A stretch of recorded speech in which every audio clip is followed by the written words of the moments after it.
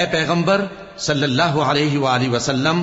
لوگوں سے کہہ دو کہ میرے پاس وحی آئی ہے کہ جنوں کی ایک جماعت نے اس کتاب کو سنا تو کہنے لگے کہ ہم نے ایک عجیب قرآن سنا جو بھلائی کا رستہ بتاتا ہے، سو ہم اس پر ایمان لے آئے،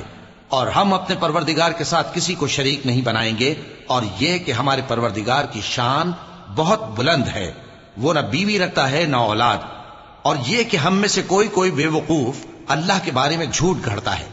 اور ہمارا یہ خیال تھا کہ انسان اور جن اللہ کی نسبت جھوٹ نہیں بولیں گے، اور یہ کہ بعض بنی آدم بعض جنات کی پناہ لیا کرتے تھے تو اس سے ان کی سرکشی اور بڑھ گئی تھی،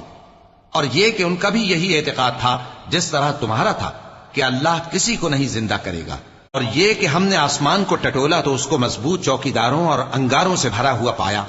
اور یہ کہ پہلے ہم وہاں بہت سے مقامات پر فرشتوں کی باتیں سننے کے لیے بیٹھا کرتے تھے، اب کوئی سننا چاہے تو اپنے لیے انگارہ تیار پاتا ہے، اور یہ کہ ہمیں معلوم نہیں کہ اس سے اہل زمین کے ساتھ برائی مقصود ہے یا ان کے پروردگار نے ان کی بھلائی کا ارادہ فرمایا ہے،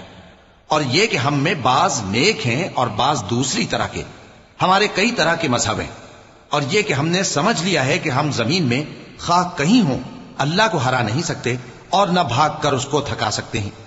اور جب ہم نے ہدایت کی کتاب سنی اس پر ایمان لے آئے، سو جو شخص اپنے پروردگار پر ایمان لاتا ہے تو اس کو نہ نقصان کا خوف ہے نہ کسی طرح کے ظلم کا،